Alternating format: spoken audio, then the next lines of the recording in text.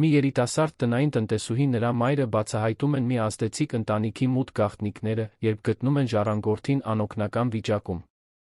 Երկընտրանքի անցյալի անարդարությունների միջ նրանք պետք է ընտրություն կատարեն անվտանգ լռության ճիշտն անելու քաջության միջ։ Սա փրկության մի պատմություն է, որը հավերժ կփոխի բոլոր ներգրավվածների ճակատագիրը, նախքան այս զարմանահրաշ պատմությունը լսելը։ Չմոռանաք բաժանորդագրվել ալիքին, ավելի հուզիչ պատմություններ լսելու համար։ Արը դանդաղ բարձրանում էր վայոց ձորի չոր լեռների վրայով, ոսկեգույն ներկելով փոշոտ ճանապարհները, որոնք կտրում անցնում էին չոր լանդշաֆտը, Անահիտը ուղղեց գլխաշորը, որը պաշտպանում էր նրա շագանակագույն վարսերը առավոտյան փոշուց, երբ մոր Գայանեի հետ քայլում էր իրենց անգիր հայտնի արահետներով։ 17 տարեկանում Անահիտն արդեն սովորել էր, որ աշխարհը բաժանված է նրանց, ովքեր ծառայում են, նրանց, ում ծառայում են, բայց ի տարբերություն մոր, նա երբեք չէր ընդունել այդ իրականությունը որպես անփոփոխ մի բան։ Գայանեն քայլում էր լուռ, ինչպես միշտ անում էր այն առավոտներին, որոնք նախորդում էին Ավետիսյանների առանձնատանը սպասվող հերթական աշխատանքային օրվան։ Նրա 42 տարիները թվում էին 60, ծանրացած լուռ նվաստացումների, կուլ տված վիրավորանքների բեռի տակ։ Նա արդեն 15 տարի աշխատում էր որպես տնային տնտեսուհի այդ մեծ կալվածքում, այն ժամանակվանից, երբ Անահիտը ընդամենը 2 տարեկան երեխա էր, կարիքը նրան պահում էր այնտեղ, կապված մի աշխատանքի հետ, որն ապահովում էր նրանց ապրուստը, բայց նա խլել էր նրա արժանապատվությունը։ Ավետիսյանների առանձնատունը հպարտորեն վեր էր խոյանում բլրի գագաթին, նրա սպիտակ սյուները հակադրվում էին անամպ կապույտ երկնքին։ Դա մի կառույց էր, որը խոսում էր ուժի ավանդույթի մասին, արտոնությունների մի ամրոց, որն իշխում էր ողջ տարածաշրջանում։ Այնտեղ, ներսում, Արամ Ավետիսյանը ղեկավարում էր մի գործարար կայսրություն, որը տարածվում էր մարզի մի քանի քաղաքներում, վերահսկելով ամեն ինչ, սկսած գյուղատնտեսական հողերից մինչ փոքր գործարաններ։ Նրա որդիները, Տիգրանն ու Վահանը, մեծացել էին գիտակցելով, որ ժառանգելու են ոչ միայն հարստություն, այլ ընտանեկան ժառանգությունը պահպանելու պատասխանատվությունը։ Անահիտը միշտ դիտում էր տերերին հետաքրքրության քննադատության խառնուրդով։ Տիգրանը, ավագ որդին, 28 տարեկան էր, համարվում էր բիզնեսի բնական ժառանգորդը։ Մայրաքաղաք Երանում կառավարման կրթություն ստանալուց հետո նա 2 տարի առաջ վերադարձել էր, աստիճանաբար ստանձնելու ընկերության պատասխանատվությունը։ Ի տարբերություն կրտսեր եղբոր Վահանի, Տիգրանը ցուցաբերում էր մի լրջություն, որը երբեմն շփոթում էին մեծամտության հետ, բայց Անահիտը զգում էր, որ նա ավելի բարդ անհատականություն է, քան թվում էր։ Վահան Ավետիսյանը իր հերթին Տիգրանից 3 տարով փոքր էր, ուներ լիովին տարբեր բնավորություն, բնական հմայք, ընկերներ ձեռք բերելու հեշտություն, ամբիցիաներ, որոնք սահմաններ չունեին։ Մինչ Տիգրանը նվիրվում էր ընկերության տեխնիկական գործառնական հարցերին, Վահանը նախընտրում էր հանրային կապերը, ավելի ռիսկային գործարքները։ Ընտանիքը միշտ այս բնավորությունների տարբերության մեջ տեսնում էր կատարյալ լրացում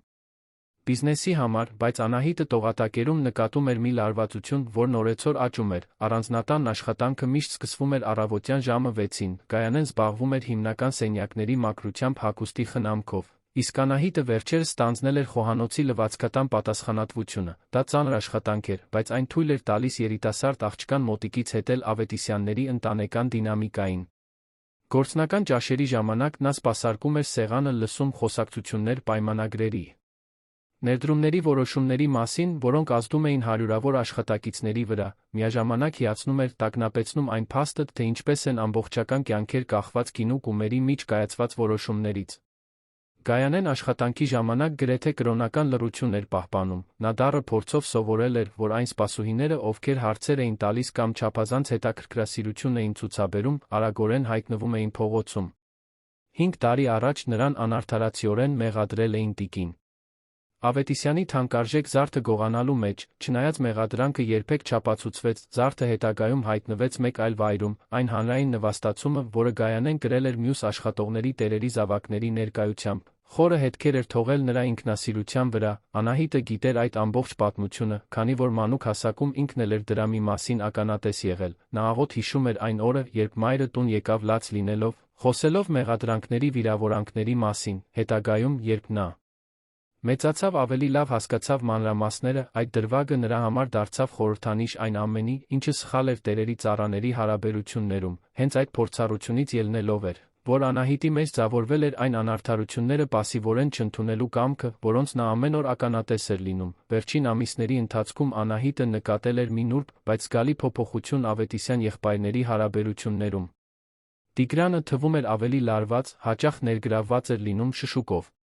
Հեռախոսազրույցների մինչ ուշ գիշեր տող հանդիպումների մեջ Վահանը մյուս կողմից ցուցադրում էր աճող ինքնավստահություն, ստանձնելով պարտականություններ, որոնք ավանդաբար պատկանում էին ավագ եղբորը, օդում ինչ-որ բան կար, մի էլեկտրական լարվածություն, որն Անահիտը չէր կարողանում բնորոշել, բայց զգում էր ամեն անգամ, երբ երկու եղբայրները նույն սենյակում էին լինում, ընտանեկան ընկերությունը գտնվում էր զգալի ընդլայնման փուլում, պետական նոր պայմանագրեր էին ստորագրվել, որոնք ներառում էին ենթակառուցվածքների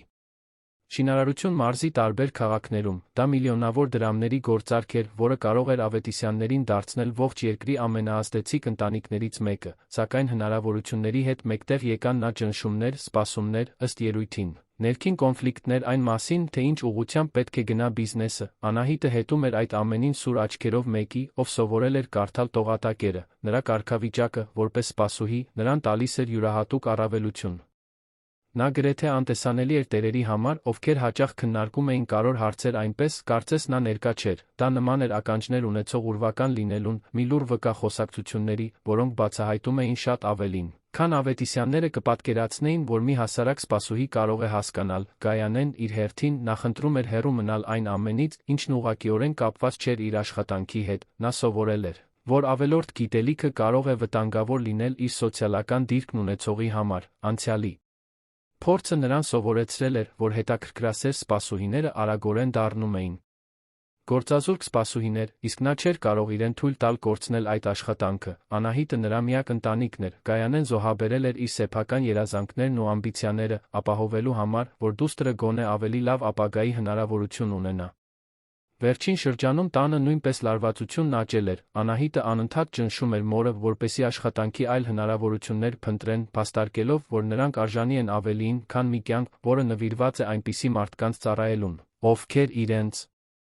վերաբերվում են այնպես, կարծես իրենք անտեսանելի են, Գայանեն դիմադրում էր այդ խոսակցություններին ոչ միայն անհայտի վախից, այլ այն պատճառով, որ նրա մեջ ձևավորվել էր մի տեսակ ցավոտ հավատարմություն Ավետիսյանների հանդեպ։ Նույնիսկ բոլոր նվաստացումներից հետո նրա մի մասը դեռ հավատում էր, որ պետք է երախտապարտ լինի իրեն տրված աշխատանքի հնարավորության համար, սակայն Անահիտը ամեն ինչ լիովին այլ կերպ էր տեսնում։ Նրա համար երախտագիտությունը չպետք է նշանակեր անարդարության պասիվ ընդունում, նա տեսնում էր, թե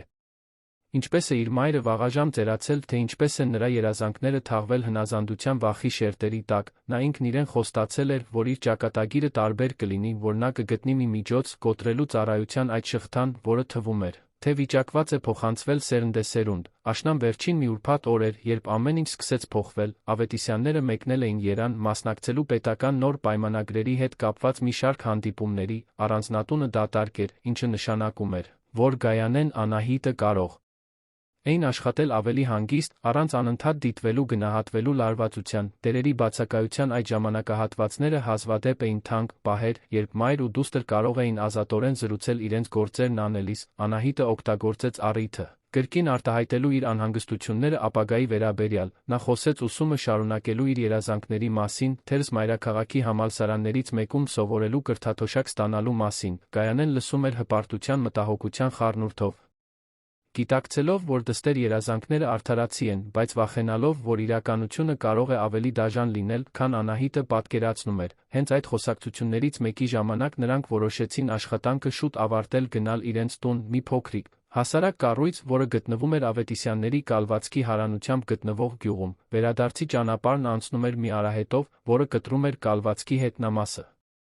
Դա մի կարճ ճանապարհ էր, որից նրանք տարիների ընթացքում բազմաթիվ անգամներ օգտվել էին, օրը դանդաղ մարում էր, երկինքը ներկելով նարնջագույն վարդագույն երանգներով, երբ մի անսովոր բան գրավեց Անահիտի ուշադրությունը, մի մեծ ծառի տակ, որն առած թվեր էր տալիս, ընկած էր մի մարդկային կերպարանք, տարօրինակ դիրքով, կարծես այնտեղ վայր էր ընկել կամ ուժասպառ եղել, սկզբում նրանք կարծեցին, թե դա կարող է լինել մի գյուղացի աշխատող, ով հանգստանում է ծանր օրվանից հետո, բայց երբ մոտեցան, հասկացան, որ ինչ-որ բան միանշանակ այն չէ, տղամարդն անգիտակից վիճակում էր, նրա հագուստը պատռված էր ու կեղտոտ, կային հստակ նշաններ, որ նա ինչ-որ ցնցող փորձառության միջով էր անցել, Անահիտն առաջինը ճանաչեց նրան, շոկը մեծ էր։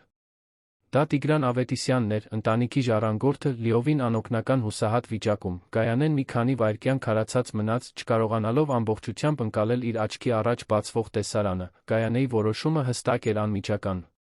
Թողնել Տիգրանին այնտեղ շարունակել իրենց ճանապարհը, նրա աչքերում տասնամյակների կուտակված դառնությունն ու վախն էր, նվաստացումների ցավոտ հիշողությունները, որոնք երբեք ամբողջությամբ չէին սպիացել, նրա համար այդ մարդը ներկայացնում էր այն ամենը, ինչ սխալ էր իր կյանքում, մի համակարգի մարմնացում, որն իրեն անխնա տրորել էր, ոչ մի պատճառ չկար վտանգելու իր դստեր անվտանգությունը մեկի համար, ով երբեք ոչ մի հարգանք չէր ցուցաբերել իրենց նման մարդկանց հանդեպ, Անահիտ, հենց հիմա հեռանում ենք այստեղից։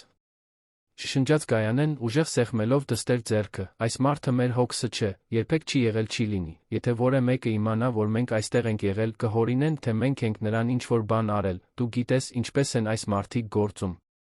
Նրանք միշտ մի միջոց գտնում են մեզ նմաններին մեղադրելու համար, բայց Անահիտը չէր կարողանում տեղից շարժվել, նա նայում էր Տիգրանին ներքին ուժեղ կոնֆլիկտով, տատանվելով մոր հանդեպ հավատարմության մի կարեկցանքի միջ, որը կարծես բխում էր իր հոգու խորքից։ Խորապես հուզիչ էր տեսնել այդքան հզոր մեկին հասցված լիակատար անօգնականության վիճակի, Տիգրանը, ով իր արտոնյալ դիրքում միշտ անհասանելի էր թվում, հիմա պառկած էր անպաշտպան մի ծառի տակ, կախված երկու մարդկանց բարությունից, որոնց նա, հավանաբար, նույնիսկ որպես հարգանքի արժանի մարդ չէր էլ ընկալում։ Մայրիկ, նայիր նրան, ասաց Անահիտը, ձայնը հուզմունքից դողալով, կապ չունի, թե ով է նա կամ ինչ է արել, այս պահին նա պարզապես մի մարդ է, ով օգնության կարիք ունի, եթե մենք ոչինչ չանենք, նա կարող է ամբողջ գիշեր այստեղ մնալ, նրա հետ կարող է սարսափելի մի բան պատահել, Գայանեն կտրուկ թափահարեց գլուխը, նրա աչքերը փայլում էին հուսահատության վախի արցունքներից, դու չես հասկանում, Անահիտ, դու երիտասարդ ես, դեռ հավատում ես, որ աշխարհը կարող է արդար լինել, ես արդեն սովորել եմ, որ մեզ նման մարդիկ չեն կարող իրենց թույլ տալ նման շռայլություն, եթե մենք նրան օգնենք ինչ-որ բան այնպես չգնա, կասեն, որ մենք ենք պատճառը, մեզ կմեղադրեն, ինչպես արդեն արել են նախկինում։ Գողության մեղադրանքի հիշողությունը նրանց միջ կախված էր որպես ցավոտ։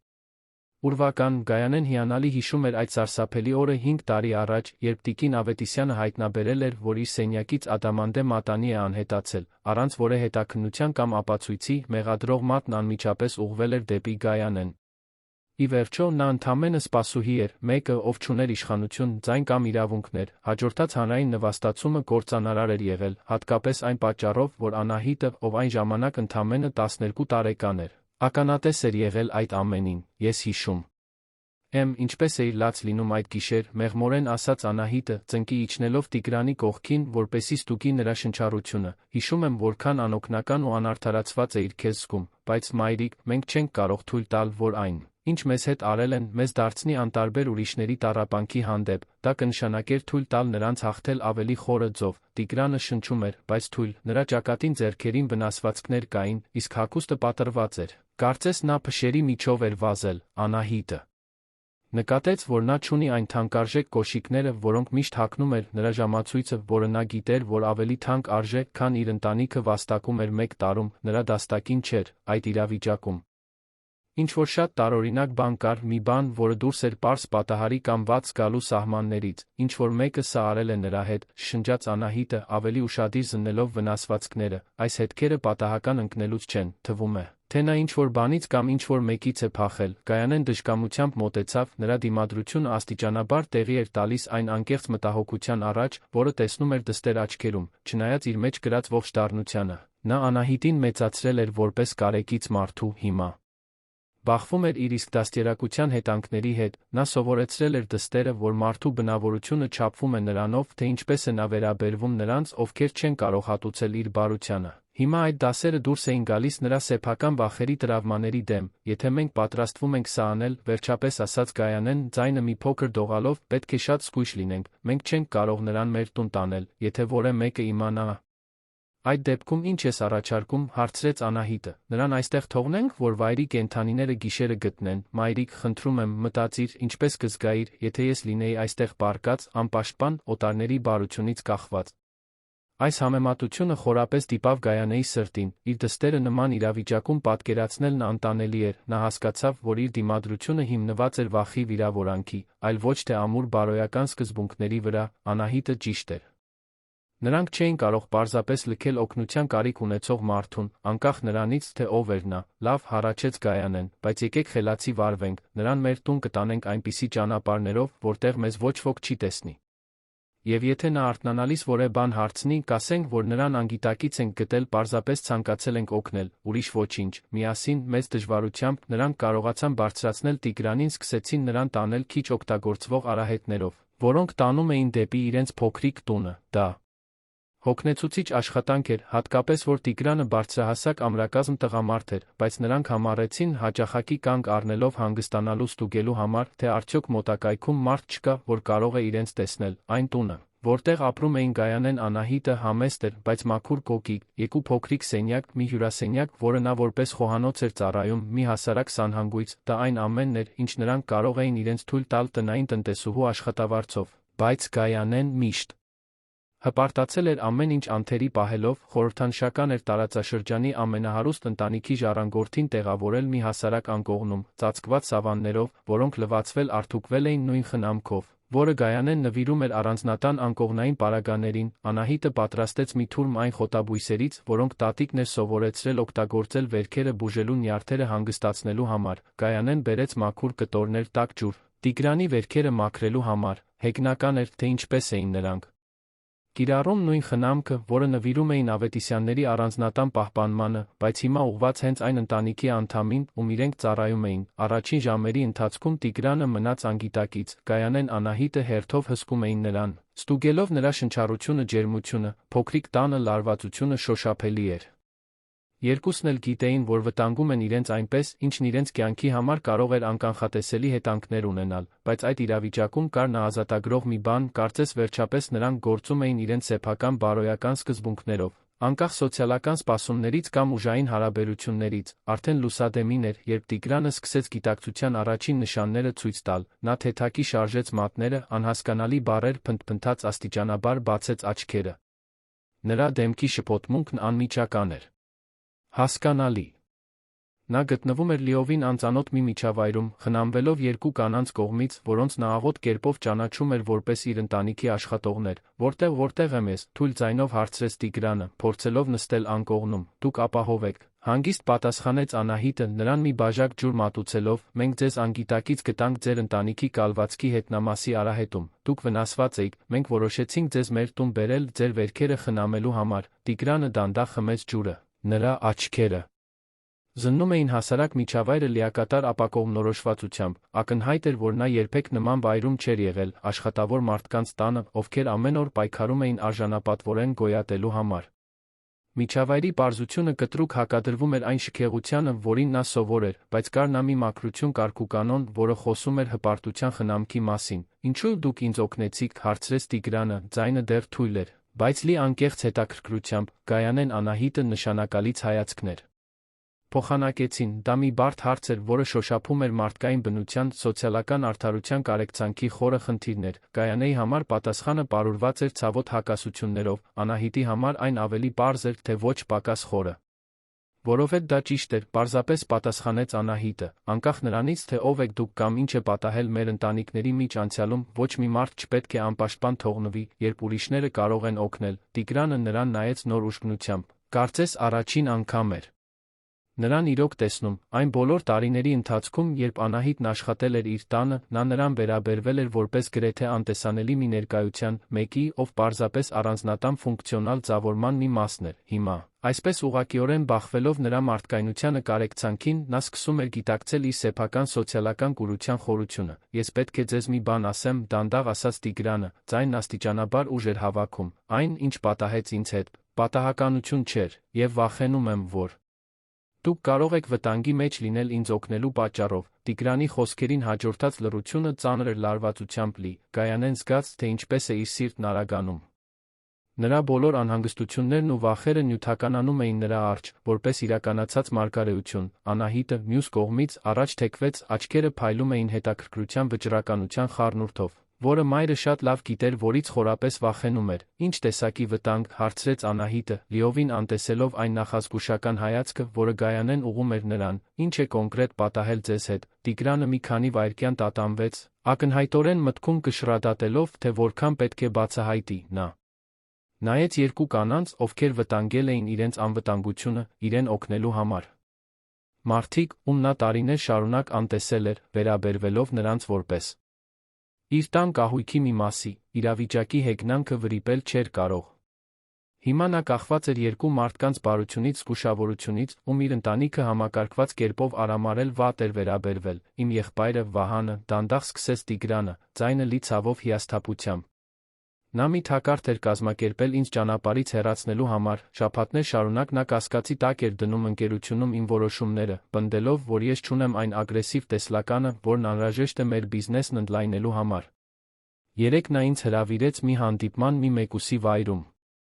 Ասելով, որ պետք է խոսենք ընկերության ապագայի մասին մեր հորից հեռու, Գայանեն բնազդաբար մոտեցավ Անահիտին, կարծես ցանկանալով նրան ֆիզիկապես պաշտպանել բացահայտվող վտանգավոր տեղեկություններից, նա տարիների ընթացքում սովորել էր, որ ազդեցիկ ընտանիքների գաղտնիքներին տիրապետելը հազվադեպ է դրական հետանքներ ունենում իր սոցիալական դիրքն ունեցող մարդկանց համար, երբ հասատեղ շարունակեց Տիգրանը, Վահանը մենակ չէր, նրա հետ 3 տղամարդ կային, ում ես չճանաչեցի, նրանք ինձ ասացին, որ ես պետք է կամավոր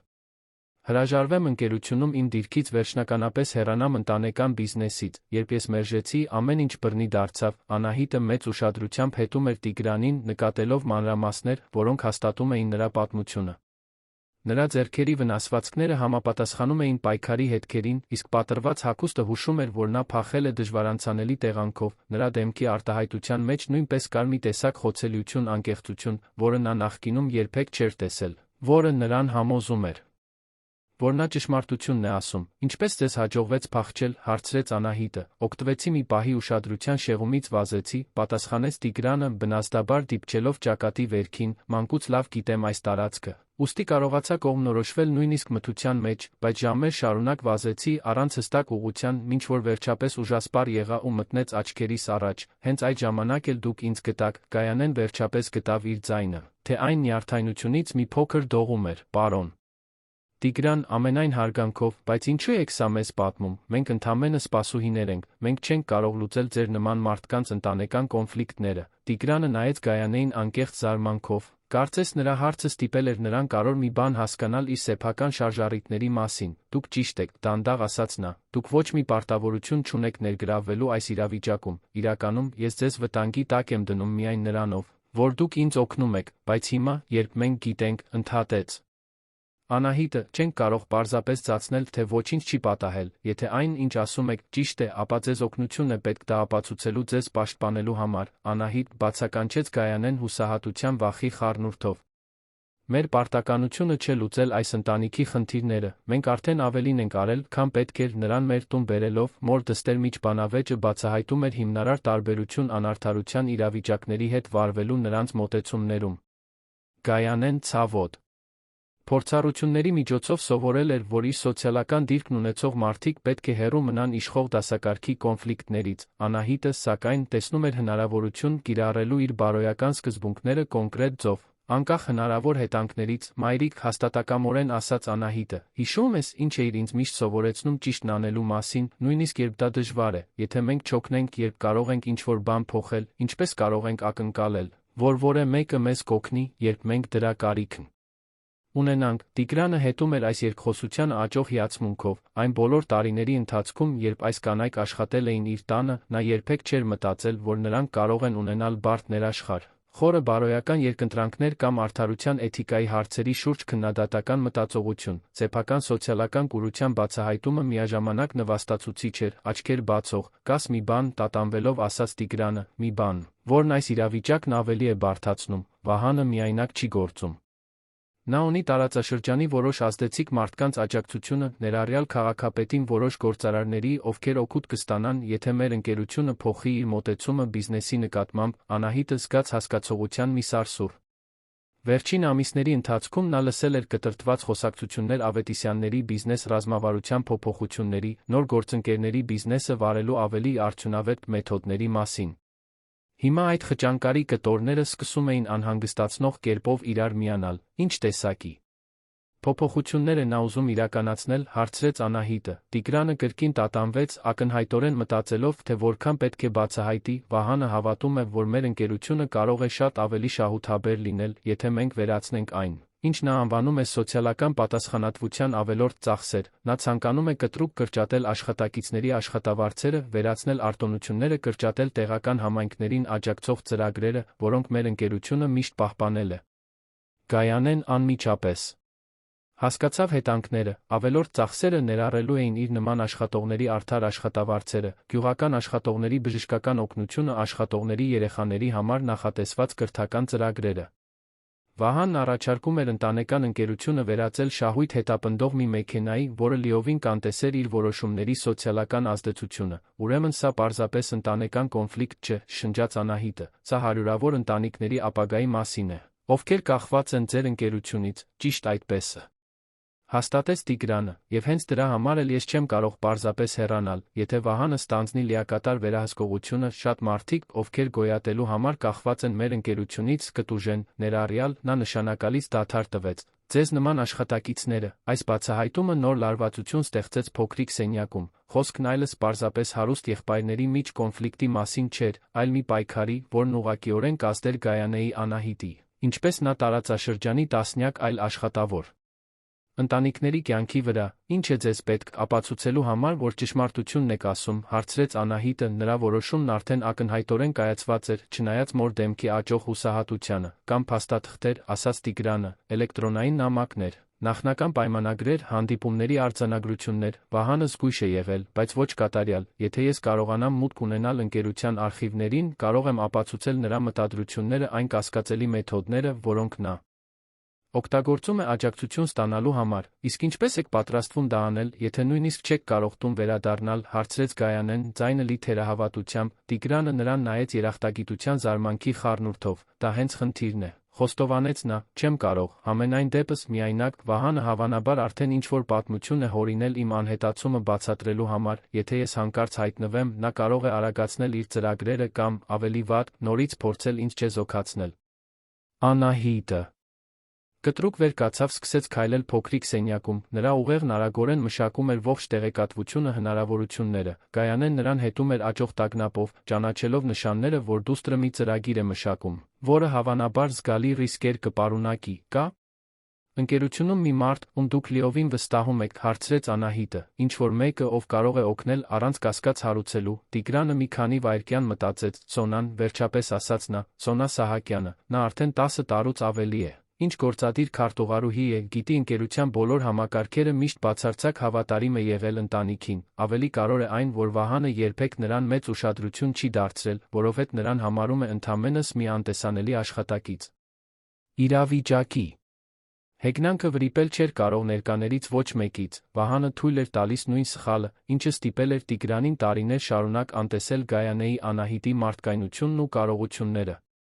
Աշխատավոր կանանց սոցիալական անտեսանելիությունը դառնում էր անսպասելի ռազմավարական առավելություն, ուրեմն մենք ծրագիր ունենք, ասաց Անահիտը աճող վճռականությամբ, մենք կապ կհաստատենք այդ Սոնայի հետ, ձեռք կբերենք այն ապացույցները, որոնք ձեզ պետք են։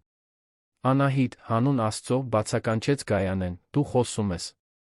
բիզնես դավադրության մեջ ներգրավվելու մասին, դա կարող է կործանել մեր կյանքը, մայրիկ, հանգիստ պատասխանեց Անահիտը, մեր կյանքն արդեն իսկ դանդաղորեն կործանվում է օրեցօր մի համակարգի կողմից, որը մեզ վերաբերվում է այնպես, կարծես մենք անտեսանելի ենք։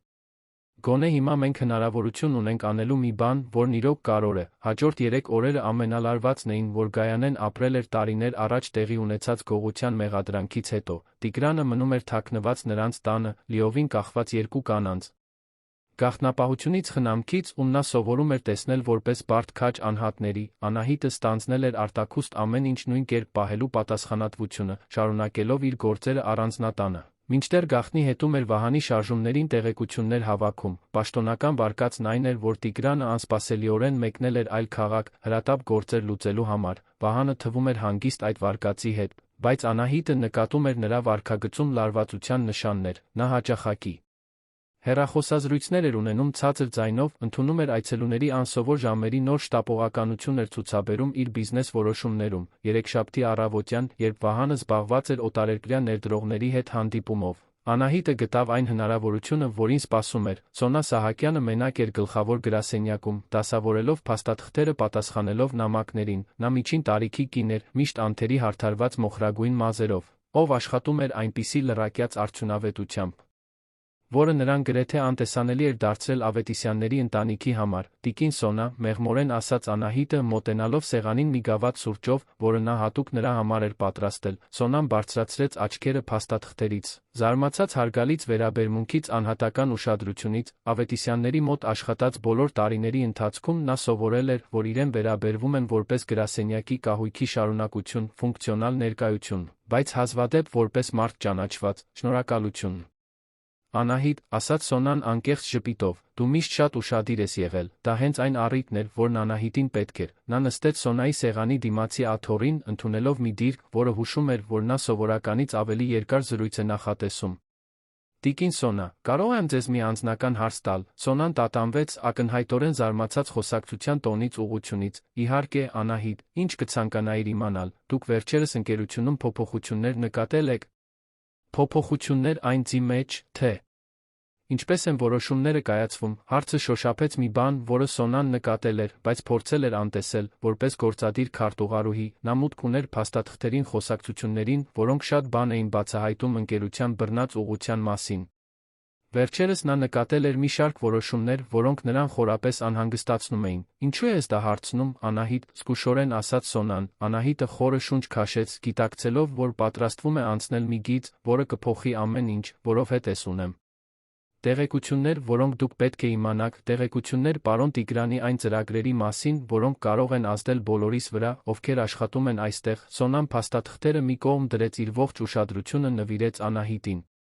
Երիտասարդ աղջկա լրջության մեջ, նրա կեցվածքի ձայնի տոնի մեջ կար մի բան, որը հուշում էր, որ խոսակցությունն իրոք կարևոր է։ Հաջորդ 20 րոպեների ընթացքում Անահիտը զգուշորեն պատմեց այն մասին, թե ինչպես են գտել Տիգրանին, ինչ է նա բացահայտել Վահանի դավադրության մասին, ինչ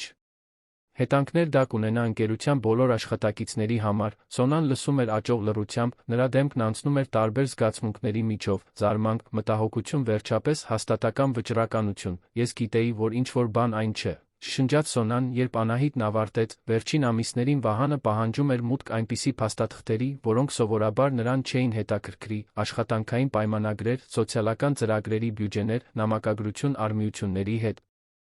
Իսկ երեկ նա ինձ խնդրեց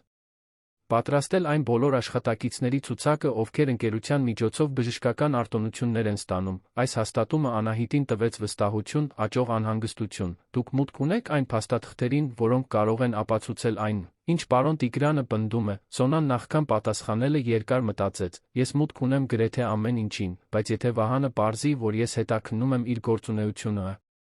նա չի պարզի, վստահությամբ ասաց Անահիտը, դուք նրա համար անտեսանելի եք, ինչպես ես, այդ անտեսանելիությունը կարող է լինել մեր ամենամեծ առավելությունը, դա մի սուր դիտարկում էր, որը խորապես արձագանքեց Սոնայի ներսում։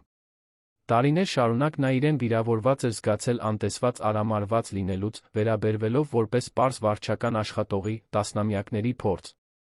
ունեցող որակյալ մասնագետի փոխարեն, հիմա հենց այդ նույն անտեսանելիությունը տալիս էր եզակի հնարավորություն, նշանակալից փոփոխություն բերելու համար, կոնկրետ ինչ եք ուզում, որ ես անեմ, հարցրեց Սոնան, Անահիտը բացատրեց այն ծրագիրը, որը մշակել էր վերջին օրերի անքուն գիշերների ընթացքում, Սոնան կօգտագործեր իր մուտքը ընկերության համակարգերին, հավաքելու Վահանի գաղտնի հանդիպումների, նրա կնքած կասկածելի պայմանագրերի արտոնությունների ու աշխատավարձերի կրճատման կոնկրետ ծրագրերի ապացույցները, ավելի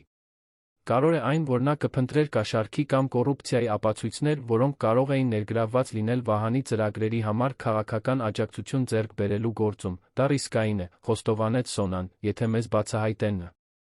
Եթե մենք ոչինչ չանենք, ընդհատեց Անահիտը, Վահանը կիրականացնի իր ծրագրերը, հարյուրավոր ընտանիքներ կտուժեն, ներառյալ իմը ձերը, տրամաբանությունն անհերքելի էր, Սոնան իր կյանքի ավելի քան 10 տարին նվիրել էր Ավետիսյանների ընկերությանը, հավատալով, որ աշխատում է մի կազմակերպությունում, որը չնայած իր թերություններին ցուցաբերում էր սոցիալական պատասխանատվության որոշակի մակարդակ, այդ ընկերությունը զուտ շահագործողական գործողության վերածված տեսնելու միտքը նրա համար խորապես անընդունելի էր, ես կօգնեմ, վերջապես ասաց Սոնան, բայց մենք պետք է չափազանց զգույշ լինենք, Վահանը կարող է անփույթ թվալ, բայց նա խելացի է վտանգավոր, հաջորդ օրերի ընթացքում Սոնան սկսեց իր զգուշավոր հետաքննությունը։ Օգտագործելով իր օրինական լիազորությունները որպես գործադիր քարտուղարուհի, նա մուտք գործեց էլեկտրոնային նամակներին, ֆինանսական փաստաթղթերին, հանդիպումների արձանագրություններին, որոնք բացահայտեցին կասկածելի գործունեության մտահոգիչ պատկեր։ Վահանը պարբերական կապի մեջ էր եղել գործարարների հետ, ովքեր Հայտնի էին աշխատանքային չարաշահումներով, բանակցել էր պայմանագրեր, որոնք անհամաչափորեն օգուտ էին բերում իր քաղաքական դաշնակիցներին, մշակել էր մանրամասն ծրագրեր, ընկերության բոլոր սոցիալական ծրագրերը վերացնելու համար, էլ ավելի տագնապալի էր այն, որ Սոնան հայտնաբերեց տեղական պաշտոնյաներին, այդ թվում քաղաքապետին Ավագանու որոշ անդամներին կատարված կասկածելի վճարումների ապացույցներ, Վահանը, ըստ էության, գնում էր քաղաքական աջակցություն ապահովելու համար, որ ընկերությունում իր փոփոխությունները պաշտոնական դիմադրության չհանդիպեն, մինչ Սոնան հավաքում էր ապացույցները, Անահիտը շարունակում էր խնամել Տիգրանին Գայանեին տեղեկացված պահել զարգացումների մասին, Գայանեն շարունակում էր խորապես անհանգստացած մնալ իրավիճակով, բայց աստիճանաբար սկսում էր հասկանալ, որ թերս անվտանգ ընտրություն չկար, եթե Վահանն իրականացներ իր ծրագրերը, նա կկորցներ իր աշխատանքը կամ կտեսներ իր արտոնությունների կտրուկ կրճատումը, եթե նրանք օգնեին Տիգրանին բացահայտել դավադրությունը, նրանք ռիսկի կդիմեին, բայց գոնե կպայքարեին։ Արդարության համար, Տիգրանին գտնելուց հետո 5-րդ գիշերն էր, երբ Սոնան հայտնվեց Գայանեի Անահիտի տանը, ձեռքին մի թղթապանակ, լի տպված փաստաթղթերով մի կրիչ, flash drive, թվային ֆայլերով, նրա դեմքը գունատ էր, բայց արտահայտությունը վճռական։ Ստացվեց, հայտարարեց նա, ես ունեմ բավարար ապացույցներ, հաստատելու այն ամենը, ինչ Տիգրանը պնդում էր, նույնիսկ ավելին, Վահանը պարզապես ամբիցիոզ անխիղճ չէ։ Նա ներգրավված է գործողություններում, որոնք կարող են որակվել որպես կորպորատիվ կոռուպցիա, Տիգրանը, ում վիճակը խնամքի շնորհիվ զգալիորեն լավացել էր, ծնեց փաստաթղթերը աճող զարմանքով վրդովմունքով, ապացույցներն ավելի կործանարար էին, քան նա պատկերացնում էր, Վահանը պարզապես փոփոխություններ չէր ծրագրում ընկերությունում։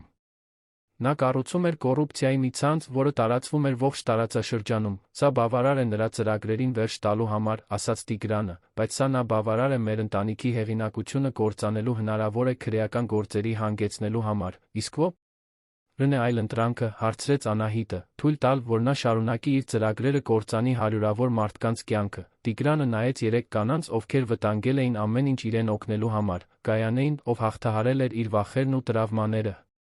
ճիշտն անելու համար, Սոնային, ով օգտագործել էր իր վստահության դիրքը կոռուպցիան բացահայտելու համար, եւ Անահիտին, ում քաջությունն ու բարոյական սկզբունքները սկիզբ էին դրել այս ողջ շղթային, նրանք ներկայացնում էին հենց այն տեսակի մարդկանց, ովքեր կտուժեին Վահանի ծրագրերից, հիմա նրան հնարավորություն էին տալիս փրկելու իր ընտանիքի պատիվը պաշտպանելու անպաշտպաններին, դուք ճիշտ եք, ասաց Տիգրանը, մենք չենք կարող թույլ տալ, որ սա շարունակվի։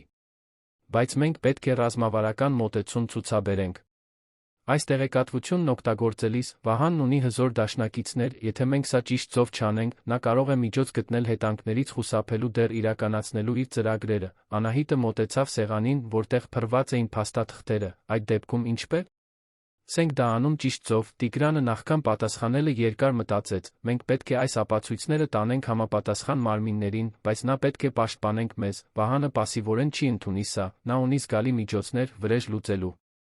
Յուրաքանչյուրից, ով սպառնում է իրեն, իրավիճակի լրջությունը սկսեց ծանրանալ բոլորի վրա, նրանք հավաքել էին բավարար ապացույցներ Վահանին բացահայտելու համար, բայց հիմա պետք է առերեսվեին իրենց արարքների հնարավոր հետանքների հետ, դա վճռորոշ պահ էր, որը կորոշեր ոչ միայն Ավետիսյանների ընկերության ճակատագիրը, այլ իրենց սեփական կյանքի ապագան, Վահանի դեմ ապացույցների հետ վարվելու հարցը երկար քննարկումների տեղիք տվեց Գայանեի Անահիտի փոքրիկ տանը, Տիգրանը պնդում էր, որ պետք է ամեն ինչ տանել ուղղակիորեն։ Ազգային անվտանգության ծառայություն, բայց Սոնան արդարացի մտահոգություն էր հայտնում այն քաղաքական ազդեցության մասին, որը Վահանը ձեռք էր բերել տարածաշրջանում, Անահիտը իր հերթին առաջարկեց մի ավելի համարձակ մոտեցում, որը սկզբում բոլորին շփոթեցրեց։ Իսկ եթե մենք այս ամենը հանրայնացնենք նախքան պաշտոնական մարմիններին դիմելը, առաջարկեց Անահիտը, եթե մենք Վահանին ուղղակիորեն բացահայտենք համայնքի առջ, նրա կամ նրա դաշնակիցների համար շատ ավելի դժվար կլինի գործը կոծկել, Գայանեն կտրուկ թափահարեց գլուխը, Անահիտ, դու խոսում ես շատ հզոր մարդկանց մարտահրավեր նետելու մասին, նրանք ունեն միջոցներ, ազդեցություն, փաստաբաններ, մենք ընդամենը տնային տնտեսուհիներ ենք, ճիշտ այդպես, պատասխանեց Անահիտը, ձայնի մեջ աճող կրքով։ Մենք հենց այն տեսակի մարդիկ ենք, ում Վահանը ծրագրում է վնասել, եթե մենք մեզ չպաշտպանենք, ով է դա անելու մեր փոխարեն, Տիգրանը հետում էր այս երկխոսությանը աճող հիացմունքով։ Անահիտի քաջությունն ու բարոյական հստակությունը կտրուկ հակադրվում էին այն հնազանդությանը, որը նա տեսել էր շատ աշխատակիցների մոտ տարիների ընթացքում, նա ներկայացնում էր փոփոխության մի ուժ, որը Նա երբեք հնարավոր չէր համարել իր սոցիալական դիրքն ունեցող մարդկանց կողմից, ինչպես ես կոնկրետ առաջարկում դա հանրայնացնել, հարցրեց Տիգրանը, Անահիտը նախորդ գիշերների ընթացքում շատ էր մտածել այդ հարցի շուրջ, ես Երանում մի լրագրողի եմ ճանաչում, ասաց նա, Արմեն Կարապետյանը, նա աշխատում է մի թերթում, որը մասնագիտացած է կորպորատիվ քաղաքական կոռուպցիայի բացահայտման մեջ, եթե մենք կարողանանք հասնել նրան, որ նա հրապարակի մեր պատմությունը բոլոր ապացույցներով, Վահանի համար շատ ավելի դժվար կլինի վերահսկել իրավիճակը, Սոնան թվաց հետաքրքրված առաջարկով, ինչպես ես ճանաչում այդ լրագրողին, նա անցյալ տարի մի ռեպորտաժ էր արել գյուղական ընկերություններում աշխատանքային պայմանների մասին, բացատրեց Անահիտը, այն ժամանակ ես կապվել էի նրա հետ, որովհետև ուզում էի, որ նա իմանա որոշ իրավիճակների մասին, որոնց ականատես էի եղել, չնայած ռեպորտաժը երբեք կոնկրետ մեր ընկերությունը չհիշատակեց, մենք պահպանեցինք երբեմնի նամակագրությունը, այս բացահայտումը զարմացրեց Գայանեին, որովհետև նա չգիտեր, որ դուստրն անցյալում նման համարձակ նախաձեռնություններ է ունեցել, իսկ Տիգրանին, որովհետև նա հասկացավ, որ Անահիտը հետ էլ փաստագրել է իր ընկերության խնդիրները ներկայիս ճգնաժամից շատ ավելի առաջ, ինչ տեսակի իրավիճակների մասին էիր նրան հայտնել, հարցրեց Տիգրանը, անկեղծորեն հետաքրքրված, Անահիտը մի պահ տատանվեց, ներողամիտ հայացքով նայելով մորը, այն ամենի, ինչի ականատես եմ եղել տարիների ընթացքում. Աշխատակիցներին առանց հիմնավոր պատճառի աշխատանքից ազատելը, երբ նրանք հիվանդանում էին, ընտանիքներին ընկերության տներից վտարելը, երբ որը մեկը հարցականի տակ էր դնում աշխատանքային պայմանները, այն ձեթ թե ինչպես են մեզ նման մարդկանց վերաբերվում, երբ մենք համարձակվում ենք խոսել, հաջորդած լռությունը լի էր ցավոտ բացահայտումներով. Գայանեն հասկացավ, որ իր դուստրը միայնակ է կրել այդ դիտարկումների բեռը, զարգացնելով սուր սոցիալական գիտակցություն, մինչդեռ արտաքուստ պարզապես կատարում էր իր ամենօրյա պարտականությունները, Տիգրանը իր հերթին բախվում էր իր ընկերության այն կողմերի հետ, որոնք նա անտեսել կամ արդարացրել էր, տեսնելով դրանք հիմա մեկի աչքերով, ով ուղղակիորեն կրել էր դրանց հետանքները, ինչու դու երբեք ինձ այդ մասին չես ասել, մեղմորեն հարցրեց Գայանեն, որովհետև գիտեի, որ դու կանհանգստանայիր, պատասխանեց Անահիտը. Եվ որովհետև գիտեի, որ դու ինձ կխնդրեիր չխառնվել, բայց մայրիկ, ես չեմ կարող պարզապես նայել, թե ինչպես են անարդարություններ տեղի ունենում, առանց որևէ բան անելու, Սոնան, ով մտորում էր Անահիտի առաջարկի շուրջ, վերջապես խոսեց. Արմեն Կարապետյանը լավ համբավ ունի, եթե մենք հասնենք նրան, որ նա հրապարակի պատմությունը, Վահանի համար գրեթե անհնար կլինի այն ճնշել, բայց դա նշանակում է, որ հետդարձի ճանապարհ չի լինի, հենց պատմությունը դառնա հանրային։ Մենք բոլորս կկրենք հետանքների պատասխանատվությունը։ Տիգրանը հասկացավ իրենց կշռադատած որոշման լրջությունը, հանրային բացահայտումը ոչ միայն կբացահայտեր Վահանի կոռուպցիան, այլ կխարխլեր Ավետիսյանների ընտանիքի հեղինակությունը, հավանաբար կհանգեցներ ընկերության կործանմանը այն տեսքով, որով նրանք գիտեին։ Սակայն այլընտրանքը թույլ տալն էր, որ Վահանը ընկերությունը վերածի շահագործման մի մեքենայի, որը կվնասեր հարյուրավոր ընտանիքների, եթե մենք սա անենք, դանդաղ ասաց Տիգրանը, դուք երեքդ պետք է հասկանաք, որ թիրախ կդառնաք։ Վահանը պարզապես չի ընդունի պարտությունը, նա ունի միջոցներ ձեր կյանքը շատ դժվարացնելու համար, մեր կյանքն արդեն իսկ դժվար է, պարզապես պատասխանեց Անահիտը, տարբերությունն այն է, որ հիմա մենք հնարավորություն ունենք պայքարելու ավելի լավ բանի համար։ Անահիտի անսասան վճռականությունը վերջիվերջո համոզեց մյուսներին, Գայանեն, չնայած իր վախերին, ընդունեց, որ իր դուստրը ճիշտ է գործելու անհրաժեշտության հարցում, Սոնան տեսավ հնարավորություն, օգտագործելու իր տասնամյակների փորձն ու գիտելիքները խոցելի գործընկերներին պաշտպանելու համար, իսկ Տիգրանը հասկացավ, որ հնարավորություն ունի փրկելու իր ընտանիքի պատիվը ապացուցելու, որ հարստությունն ու ուժը կարող են օգտագործվել պաշտպանելու, այլ ոչ թե շահագործելու համար նրանց, ովքեր ավելի քիչ հնարավորություններ ունեն, ծրագիրը, որը նրանք մշակեցին, մանրակրկիտ կոորդինացված էր, Անահիտը կապ կհաստատեր Արմեն Կարապետյանի հետ կկազմակերպեր գաղտնի հանդիպում Երանում, Սոնան կպատրաստեր բոլոր համապատասխան փաստաթղթերի պատճենները կկազմեր մի ամբողջական դոսիե, որը կապացուցեր յուրաքանչյուր պնդում, Տիգրանը կգրեր մանրամասն ցուցմունք այն իրադարձությունների մասին, որոնք հանգեցրել էին իր կողմից դավադրության բացահայտմանը, իսկ Գայանեն դժկամությամբ համաձայնեց վկայել Ավետիսյանների ընտանիքի կողմից իր կրած անարդարության սեփական փորձի մասին։ Ապահովելով պատմական համատեքստը իշխանության չարաշահման օրինաչափության համար, ուղղորությունը դեպի Երան կազմակերպվեց հինգշաբթի օրը, երբ Վահանը զբաղված կլիներ կարևոր հանդիպումներով, որոնք նրա ուշադրությունը հեռու կպահեին հնարավոր կասկածելի գործողություններից, Անահիտը առանձնատան ղեկավարությանն ասաց, որ պետք է մորն ուղեկցի բժշկի հրատապ հետազոտության, մի պատրվակ, որը ոչ ոք կասկածի տակ չէր դնի։ Հաշվի առնելով նրանց սոցիալական կարգավիճակը, Արմեն Կարապետյանը նրանց դիմավորեց Երանի կենտրոնի մի աննկատ Սրճարանում, հեռու այն թաղամասերից, որտեղ նրանք կարող էին ճանաչվել Ավետիսյանների ընտանիքի ծանոթների կողմից, նա 30 անց մի տղամարդ էր, մութ վարսերով ու շատիր աչքերով, որոնք անմիջապես սերվեցին նրանց պատմած պատմության յուրաքանչյուր մանրուքի վրա։ Նրա մոտեցման մեջ կար մասնագիտական լրջություն, բայց նա արդարության հանդեպ անկեղծ կիրք, ինչը հանգստացրեց Գայանեին նրա շարժառիթների հարցում։ 2 ժամ շարունակ նրանք մեթոդաբար ներկայացրին իրենց հավաքած բոլոր ապացույցները, Արմենը զննեց յուրաքանչյուր փաստաթուղթ, մանրամասն հարցեր տվեց աղբյուրների համատեքստի մասին, երբեմն կանգ էր առնում նշումներ անելու կամ պարզաբանումներ խնդրելու համար, ակնհայտ էր, որ նա հասկանում էր պատմության կարևորությունը, ներկա բոլոր մարդկանց համար առկա ռիսկերը։ Սա պայթյունավտանգ է, վերջապես ասաց Արմենը, եթե այն ամենը, ինչ դուք պնդում եք, հաստատվի այն հետաքննությամբ, որը ես ինքնուրույն կանեմ, սա կլինի կորպորատիվ կոռուպցիայի ամենամեծ բացահայտումներից մեկը, որը ես երբեք լուսաբանել եմ, որոնք են հաջորդ քայլերը, հարցրեց Տիգրանը։ Նախ, ես պետք է անկախ կերպով ստուգեմ այս տեղեկությունների մի մասը, բացատրեց Արմենը, կապ կհաստատեմ կառավարական աղբյուրների հետ, հաստատելու կասկածելի վճարումները, նա կհետազոտեմ այն պայմանագրերը, որոնք Վահանը բանակցել է անօրինականություններ փնտրելու համար, դա կտի մոտ 1 շաբաթ, Անահիտը զգաց թեթության աճող տագնապի խառնուրդ, իսկ այդ շաբաթվա ընթացում դուք պահպանում եք ձեր բնականոն առօրյան, հրահանգեց Արմենը, վարքագծի ցանկացած փոփոխություն կարող է զգուշացնել Վահանին, որ ինչ-որ բան է կատարվում, բայց նա ամեն օր կապի մեջ եք լինում ինձ հետ, եթե Վահանը որևէ բան կասկածի արագացնի իր ծրագրերը, ես պետք է անմիջապես իմանամ, հաջորդ շաբաթը ամենալարվածն էր, որ նրանցից որևէ մեկը երբեք ապրել էր, Գայանեն Անահիտը վերադարձան իրենց գործերին առանձնատանը, ստիպելով իրենց բնական վարվել, մինչդեռ հետում էին Վահանի յուրաքանչյուր շարժմանը, Տիգրանը մնում էր թաքնված, օգտագործելով ժամանակը իր եղբոր կասկածելի գործունեության մասին յուրաքանչյուր մանրուք փաստագրելու համար, Վահանը, ըստ երևույթին, ոչինչ չէր կասկածում, նա շարունակում էր իր կանոնավոր հանդիպումները, իր դավադիր հեռախոսազրույցները, իր նախապատրաստությունները, իրականացնելու իր ծրագրած փոփոխությունները։ Նա նույնիսկ հաջորդ շաբաթվա համար հանդիպում էր նշանակել ընկերության բոլոր աշխատակիցների հետ, որտեղ մտադիր էր հայտարարել այն բարելավումների մասին, որոնք կբերեր գործունեության մեջ, այդ լարված շաբաթվա չորեքշաբթի օրն էր, երբ Սոնան հայտնաբերեց մի բան, որը փոխեց ամեն ինչ, մինչ դասավորում էր Վահանի հաջորդ շաբաթվա հանդիպումների օրակարգը, նա գտավ ապացույցներ, որ նա հանդիպում է նշանակել մի խումբ օտարերկրյա ներդրողների հետ, ովքեր հետաքրքրված էին ընկերությունը գնելով, Վահանի ծրագիրը պարզապես ընկերությունը բարեփոխելը չէր, այլ այն վաճառելը մարդկանց, ովքեր կիրականացնեին էլ ավելի կտրուկ վնասակար փոփոխություններ, այս բացահայտումը դրամատիկ կերպով արագացրեց իրավիճակի հրատապությունը, եթե Վահանը վաճառեր ընկերությունը, բոլոր աշխատակիցները կմնային օտարերկրյա սեփականատերերի քմահաճույքին, առանց տեղական համայնքի հանդեպ որևէ պարտավորության։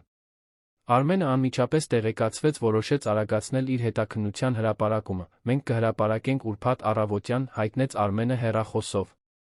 Դա թույլ չի տա Վահանին հանգստյան օրերին ավարտին հասցնել որևէ բանակցություն իշխանություններին ժամանակ կտա արձագանքելու նախքան նա կկարողանա պաշտպանական միջոցներ ձեռնարկել, ճշմարտության պահը մոտենում էր, նրանք բոլորը գիտեին, որ իրենց կյանքը երբեք նույնը չի լինի պատմության հրապարակումից հետո, ուրբաթը բացվեց մռայլ լարված, ծանր ամպերը կախված էին տարածաշրջանի վրա, որպես նախանշան այն իրադարձությունների, որոնք պատրաստվում էին տեղի ունենալ, Գայանեն արթնացավ լուսաբացից առաջ, անկարող լինելով շարունակել քունը անընդհատ տագնապի պատճառով, որը նրան պահում էր զգոն վիճակում։ Անահիտն արդեն խոհանոցում էր, սուրճ պատրաստելով մի փոքր դողացող ձեռքերով, ինչը նրա լարված նյարդերի միակ արտաքին դրսևորումն էր, այսօր այդ օրն է, շնջաց Անահիտը, ավելի շատ ինքն իրեն, քան մորը, Գայանեն լուռ գլխով արեց, հասկանալով, որ հետդարձի ճանապարհ այլս չկա, այն պահից սկսած, երբ Արմենի պատմությունը հրապարակվեր, նրանց կյանքը անդառնալիորեն կփոխվեր, նրանք կարող էին ոմանց կողմից ընկալվել որպես հերոսուհիներ, իսկ ուրիշների կողմից որպես դավաճաններ, բայց նրանք այլս երբեք չէին լինի այն անտեսանելի տնային տնտեսուհիները, որոնք եղել էին այնքան երկար ժամանակ, Տիգրանը գիշերն անցկացրել էր մտքում վերանայելով ծրագրի յուրաքանչյուր կողմը, համոզվելով, որ ոչ մի կարևոր մանրուք չեն մոռացել։ Նրա սեփական կերպարանափոխությունը այդ շաբաթվա ընթացքում նկատելի էր։ Այն մեծամիտ կյանքից կտրված մարդը, ում գտել էին անգիտակից մի ծառի տակ, դարձել էր մեկը, ով անկեղծորեն նվիրված էր սոցիալական արդարությանը, կորպորատիվ պատասխանատվությանը։ Առավոտյան ժամը 8-ին Արմենը զանգահարեց, հաստատելու, որ պատմությունը միաժամանակ հրապարակվում է թե տպագիր թերթում, թե կայքում, 2 ժամից, ասաց նա, ողջ տարածաշրջանը կիմանա Վահանի գործունեության մասին, դուք պատրաստ եք հետանքներին, Անահիտը պատասխանեց բոլորի անունից։ Մենք պատրաստ ենք անել այն, ինչ ճիշտ է։ Հաջորդ 2 ժամերն անցան սպասման տագնապի մեջ, Գայանեն Անահիտը գնացին աշխատանքի առանձնատանը, ինչպես միշտ, բայց յուրաքանչյուր շարժում թվում էր վերջնական նշանակությամբ լցված։ Դա նման էր թատերական ներկայացման մեջ խաղալուն, գիտակցելով, որ վերջին գործողությունը պատրաստվում է սկսվել, առավոտյան ժամը 10-ին առանձնատան հեռախոսները սկսեցին անդադար զանգել, Վահանն իր գրասենյակում էր, սկզբում զայրացած ընդհատումից, բայց աստիճանաբար նրա դեմքի արտահայտությունը դժգոհությունից փոխվեց շփոթմունքի, վերջապես լիակատար խուճապի, Անահիտը, ով մաքրում էր գրասենյակի մոտակա միջանցքը, կարող էր լսել հուսահատ խոսակցությունների պատառիկներ դռան հետից, ինչպես են նրանք ձեռք բերել այդ տեղեկությունները, գոռում էր Վահանը հեռախոսազրույցներից մեկի ժամանակ, դա անհնար է, ով է մուտք ունեցել մեր արխիվներին, Սոնայի արձագանքը մանրակրկիտ հաշվարկված էր, երբ Վահանը իր գրասենյակից դուրս վազեց դեպի նրան, նա հանգիստ դասավորում էր փաստաթղթերը, կարծես ոչ մի արտառոց բան տեղի չէր ունենում, նրա զարմանքի շփոթմունքի խաղն այնքան համոզիչ էր, որ նույնիսկ Անահիտը, ով նրան զգուշորեն հետում էր, չէր կարողանա որևէ ներգրավվածության նշան նկատել, Սոնա, գոռաց Վահանը, տեսել ես այս զավեշտալի պատմությունը թերթում, ինչպե՞ս է հնարավոր, որ նրանք տեղեկություններ ունենան մեր մասնավոր գործերի մասին, Վահանը թերթի տպված օրինակը նետեց նրա սեղանին, վերնագիրը կործանարար էր։ Ավետիսյանների ընտանեկան կայսրությունը ներքաշված է կոռուպցիայի և աշխատանքային շահագործման սկանդալի մեջ, ներքում ավելի փոքր տառերով։ Բացառիկ փաստաթղթերը բացահայտում են աշխատակիցներին ազատելու տեղական քաղաքական գործիչներին կաշառելու ծրագրերը, Սոնան կարդաց առաջին էջը խնամքով բեմադրված շոկի արտահայտությամբ, պարոն Վահան, սա սարսափելի է, կարող էր նման լուրջ մեղադրանքներ ներկայացնել, դա հենց այն է, ինչ ես պատրաստվում եմ պարզել, մռնչաց Վահանը, և երբ պարզեմ, այդ մարդիկ շատ թանկ կվճարեն իրենց արածի համար, հաջորդ ժամերի ընթացքում առանձնատանը իրավիճակը արագորեն վատթարացավ։ Լրագրողները սկսեցին ժամանել, դիրքավորվելով կալվածքի դարպասների մոտ հարցեր տալով հրապարակված պնդումների մասին, ընկերության հեռախոսը անդադար զանգում էր անհանգստացած հաճախորդների, մեղադրանքների իսկությունը հարցնող գործընկերների տեղեկություններ պահանջող իշխանությունների կողմից։ Վահանը փորձեց վերահսկել իրավիճակը, կազմակերպելով հապշտապ մամուլի ասուլիս, հերքելու բոլոր մեղադրանքները, բայց նրա բացատրությունները թվում էին անբնական ոչ համոզիչ, երբ նրան ներկայացրին ռեպորտաժում հիշատակված կոնկրետ փաստաթղթերը, նա պնդում էր, որ դրանք կեղծված են կամ համատեքստից կտրված, բայց նրա մարմնի լեզուն հուշում էր աճող նյարդայնության մասին, հենց այդ ասուլիսի ժամանակ տեղի ունեցավ առաջին մեծ շրջադարձը, Արամ Ավետիսյանը, ընտանիքի նահապետը, անսպասելիորեն ժամանեց երանից, խորհրդականների հրատապ հեռախոսազանգերի միջոցով տեղեկացված լինելով ճգնաժամի մասին, նրա դեմքին բացարձակ կատաղություն էր, բայց պարզ չէր, նրա բարկությունն ուղղված էր մեղադրանքներին, թե Վահանի գործողություններին, Վահան, ասաց Արամը վերահսկվող, բայց սպառնալից ձայնով, ուզում եմ քեզ հետ խոսել անմիջապես, առանձին, հոր որդու հանդիպումը տեց գրեթե 1 ժամ, որի ընթացքում երբեմնի գոռոցները լսելի էին նույնիսկ գրասենյակի փակ դռների հետից, երբ վերջապես դուրս եկան, Վահանը տեսանելիորեն ցնցված էր, մինչդեռ Արամը ցուցադրում էր մի հաստատակամ վճռականություն, որը զարմացրեց բոլորին, տիկնայք-պարոնայք մամուլի ներկայացուցիչներ, հայտարարեց Արամը, դիմելով լրագրողներին, ովքեր դեռ սպասում էին կալվածքի տարածքում, այսօր հրապարակված մեղադրանքների նախնական հետաքննությունից հետո կարող եմ հաստատել, որ մեր ընկերությունում որոշ անօրինականություններ են հայտնաբերվել, մենք լիովին համագործակցում ենք իշխանությունների հետ անմիջական փոփոխություններ ենք իրականացնում մեր ղեկավարության մեջ, այս հայտարարությունը նման էր ռումբի պայթյունի, Վահանը, ով ժամեր էր անցկացրել բոլոր մեղադրանքները հերքելով, հանրայնորեն զրկվեց իր հոր աջակցությունից, ակնարկը պարզ էր։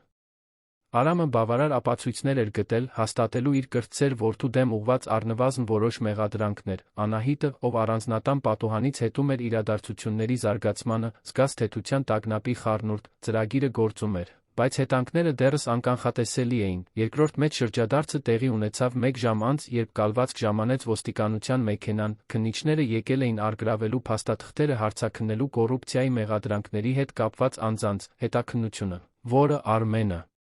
սկսել էր իր ռեպորտաժով, այժմ պաշտոնականացվում էր համապատասխան մարմինների կողմից, Վահանը, հասկանալով, որ իր վիճակը արագորեն վատանում է, փորձեց մի վերջին հուսահատ քայլ անել, նա հավաքեց որոշ հավատարիմ աշխատակիցների փորձեց համոզել նրանց վկայել, որ փաստաթղթերը կեղծված են, նրանց ցուցմունքների դիմաց առաջարկելով զգալի ֆինանսական փոխհատուցում, հենց այդ պահին էր, որ Սոնան որոշեց բացահայտվել, դիմակայելով Վահանին քննիչների հավաքված աշխատակիցների առջ, նա հանգիստ հայտարարեց.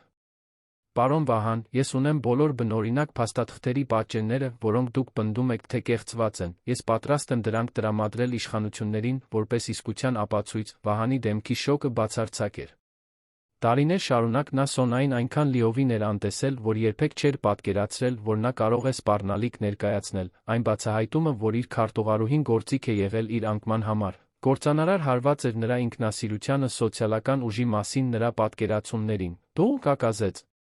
Վահանը, դու ես սա արել, ես օգնել եմ անել այն, ինչ ճիշտ էր, հանգիստ արժանապատվությամբ պատասխանեց Սոնան, եւ ես միակը չէի, այդ ժամանակ Անահիտը քայլ արեց առաջ, որին հետեց Գայանեն, մենք բոլորս ենք արել, ասաց Անահիտը, ձայնի մեջ մի ուժով, որը զարմացրեց նույնիսկ իր մորը, եւ արել ենք այն պատճառով, որ ինչ-որ մեկը պետք է մտահոգվեր այն մարդկանց համար, ում դուք ծրագրում էիք վնասել, 3 կանանց ներկայությունը, փորձառու քարտուղարուհու, վիրավորված, բայց քաջ տնային տնտեսուհու վճռական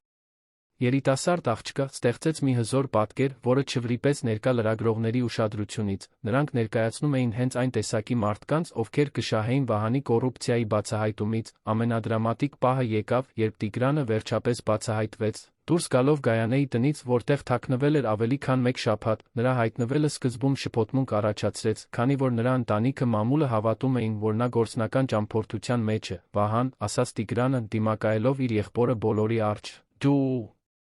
փորձեցիր ինձ չեզոքացնել, որովհետև ես բացահայտեցի քո ծրագրերը, այս 3 կանայք փրկեցին իմ կյանքը, ինձ քաջություն տվեցին բացահայտելու քո արարքները, նրանք այս պատմության իսկական հերոսուհիներն են, այն բացահայտումը, որ Տիգրանը դավադրության զոհ է դարձել իր իսկ եղբոր կողմից, ամբողջացրեց բացահայտված կոռուպցիայի պատկերը, Վահանը, առերեսվելով անհերքելի ապացույցների բազմաթիվ վկաների հետ, վերջապես հասկացավ, որ իր վիճակը հուսահատ է, Արամ Ավետիսյանը, հետելով իրավիճակի ամբողջական զարգացմանը, կայացրեց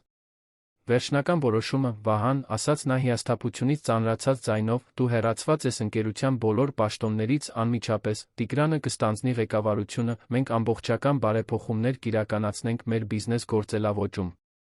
Հաղթանակը լիակատար էր, բայց հետանքները դեռ նոր էին սկսում դրսևորվել, Անահիտը, Գայանեն, Սոնան կարողացել էին բացահայտել կոռուպցիան, պաշտպանել խոցելի աշխատակիցներին, բայց հիմա նրանք պետք է կողմնորոշվեին մի աշխարհում, որտեղ իրենք այլևս անտեսանելի չէին, որտեղ իրենց գործողություններն ունեին հետանքներ, որոնք կտարածվեին իրենց սկզբնական սպասումներից շատ ավելի հեռու, 6 ամիս էր անցել այն օրվանից, որն ամեն ինչ փոխեց տարածաշրջանում, գարնանային առավոտը պարզ էր խոստումնալից, երբ Անահիտն ուղղվեց դեպի նոր համայնքային կենտրոնը, որը կառուցվել էր Ավետիսյանների ընկերության հին վարչական շենքի տարածքում, շենքը, որը նախկինում մի քանիսի ձեռքում կենտրոնացված ուժի խորհրդանիշն էր, այժմ հյուրընկալում էր կրթական ծրագրեր, անվճար իրավաբանական օգնություն, մասնագիտական վերապատրաստման կենտրոն աշխատակիցների ու նրանց ընտանիքների համար, Գայանեն քայլում էր դստեր կողքին, բայց այլևս ոչ որպես լուր հնազանդ տնային տնտեսուհի, նա այժմ աշխատում էր որպես բարեփոխված ընկերության սոցիալական աջակցության ծրագրի համակարգող, մի պաշտոն, որը ճանաչում էր թե նրա փորձը, թե նվիրվածությունը աշխատավոր ընտանիքների կարիքներին, նրա կեցվածքի մեջ ինչ-որ նոր բան կար, մի արժանապատվություն, որը բխում էր այն ճանաչումից, հարգանքից, որը նա վերջապես ստանում էր, վստահ ես քո որոշման մեջ հարցրեց Գայանեն այդ շաբաթ արդեն 10-րդ անգամ, Անահիտը ժպտաց, նյարդայնության վճռականության խառնուրդը լուսավորում էր նրա երիտասարդ դեմքը, վստահ եմ, մայրիկ, ժամանակն է գնալ իմ սեփական երազանքների հետից, Անահիտի որոշումը, ընդունելու Երանում իրավաբանական ֆակուլտետում սովորելու ամբողջական կրթաթոշակը, դժվար էր եղել ոչ միայն այն պատճառով, որ նշանակում էր հեռանալ ընտանիքից, համայնքից, այլ այն պատճառով, որ ներկայացնում էր նրա կյանքի ինքնության լիակատար կերպարանափոխությունը, նա անտեսանելի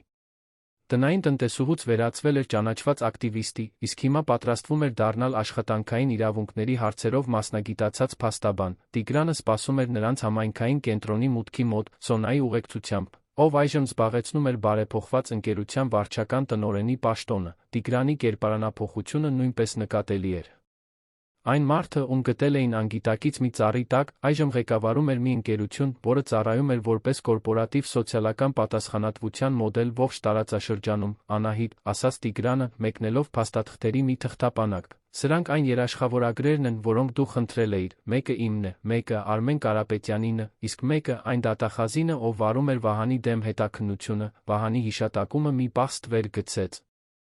Հանդիպման վրա Տիգրանի կրտսեր եղբայրը պաշտոնապես մեղադրվել էր կոռուպցիայի բիզնես խարդախության մեջ, բայց նրա դատավարությունը դեռ ընթացքի մեջ էր։ Նա սկանդալի բացահայտումից անմիջապես հետո փախել էր արտերկիր, շարունակում էր մնալ հետախուզման մեջ, պաշտպանված թանկարժեք փաստաբանների բարդ իրավական ընթացակարգերի կողմից։ Նրա գտնվելու վայրի մասին որը նորություն կա, հարցրեց Անահիտը։ Տիգրանը բացասաբար թափահարեց գլուխը։ Փաստաբաններն ասում են, որ կարող են տարիներ տել նրան հետ բերելու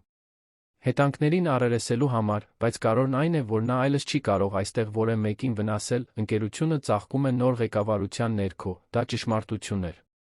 Տիգրանի ղեկավարությամբ Սոնայի փորձառությամբ Ավետիսյանների ընկերությունը դարձել էր օրինակ այն բանի, թե ինչպես կարող է բիզնեսը բարգավաճել, միաժամանակ աշխատակիցներին արժանապատվորեն վերաբերվելով, դրական ներդրում ունենալով համայնքի կյանքում։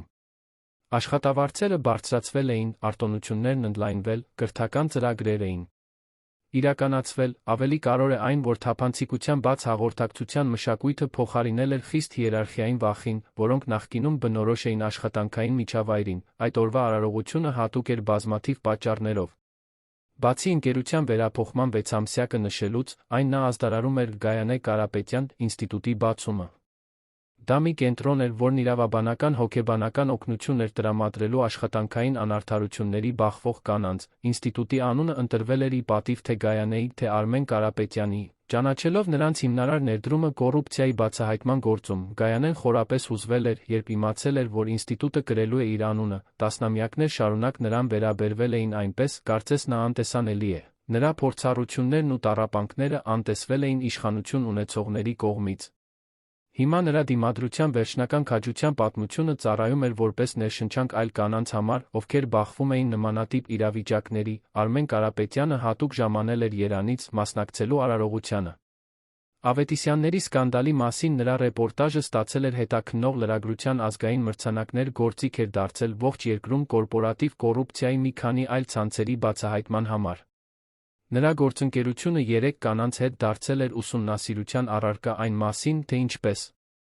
կարող են մարգինալացված ձայները լսելի դառնալ պատասխանատու մեդիայի միջոցով։ Անահիտ, ասաց Արմենը արարողության ժամանակ, քո քաջությունը, ի սկզբանե ինձ հետ կապվելու, քո տեսած անարդարությունների մասին պատմելու հարցում, այն էր, ինչը հնարավոր դարձրեց այս ողջ փոփոխությունը։ Դու ապացուցեցիր, որ խոսելու պատրաստակամություն ունեցող մեկ մարդը կարող է փոխել ամբողջական համակարգեր։ Այս գնահատանքը արցունքներ բերեց Անահիտի աչքերին, բայց նա ապագայի հանդեպ պատասխանատվության զգացում առաջացրեց։ Նրա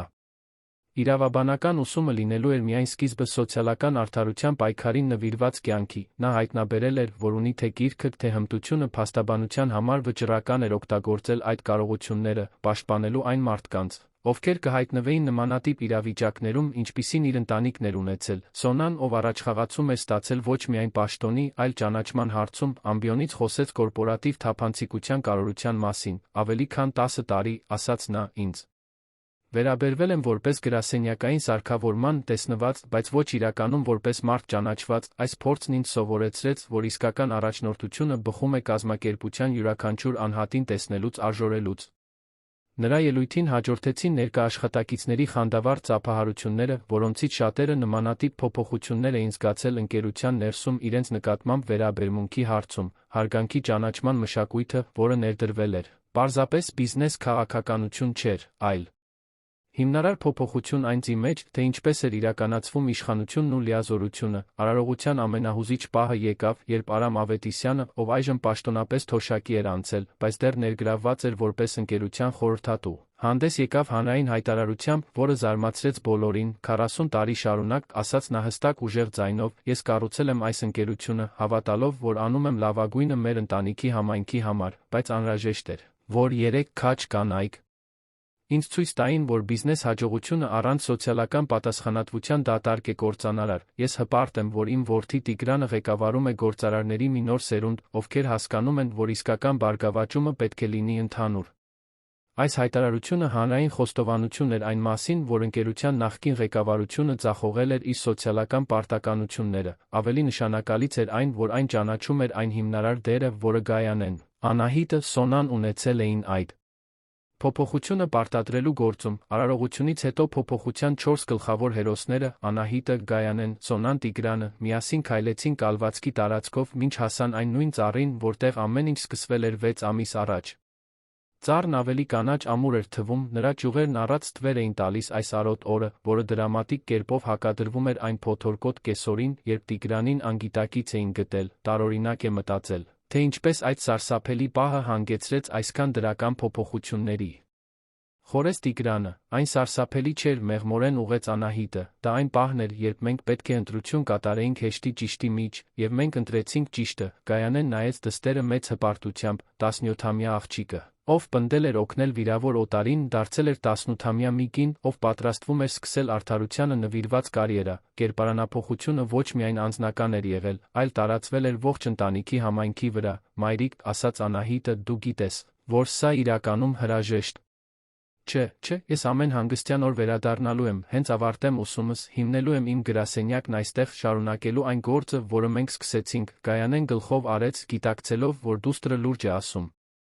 Անահիտի կապը իր համայնքի սոցիալական արդարության գործի հետ անկեղծ էր տական, նրա ուսումը մայրաքաղաքում ծառայելու էր նրան անհրաժեշտ իրավական գործիքներով զինելուն, որպեսզի նա էլ ավելի արդյունավետ լինի աշխատավորների իրավունքների պաշտպանության գործում։ Սոնան, հետելով մոր դստեր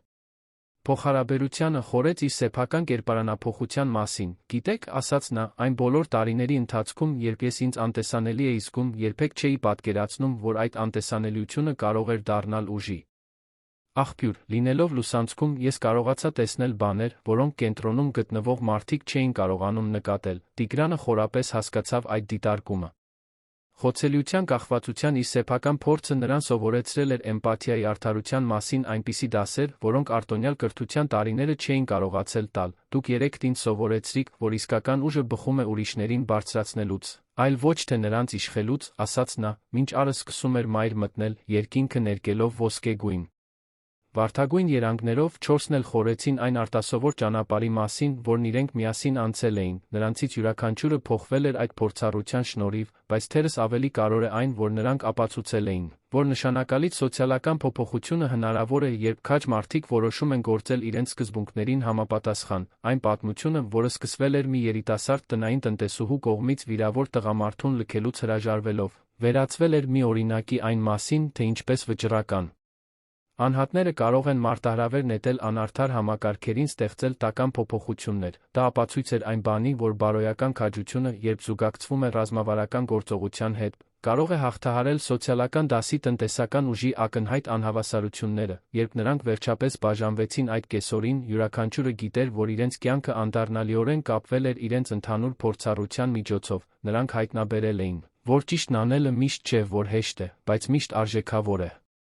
Հատկապես երբ դա արվում է այնպիսի մարդկանց հետ միասին, ովքեր կիսում են մարդկային արդարության կարեկցանքի նույն հիմնարար արժեքները։ Պատմության վերջը, սիրելի ունկնդիրներ, հուսով ենք, որ Անահիտի, Գայանեի, Սոնայի, Տիգրանի պատմությունը դիպել է ձեր սրտերին քաջության, արդարության ու կարեկցանքի ձափողիչ ուժի շուրջ մտորումների տեղիք է տվել։ Այս ճանապարհորդությունը մեզ հիշեցնում է, որ մեզանից յուրաքանչյուրը կարող է փոփոխություն բերել, երբ ընտրում է գործել ամուր բարոյական սկզբունքներով։ Եթե այս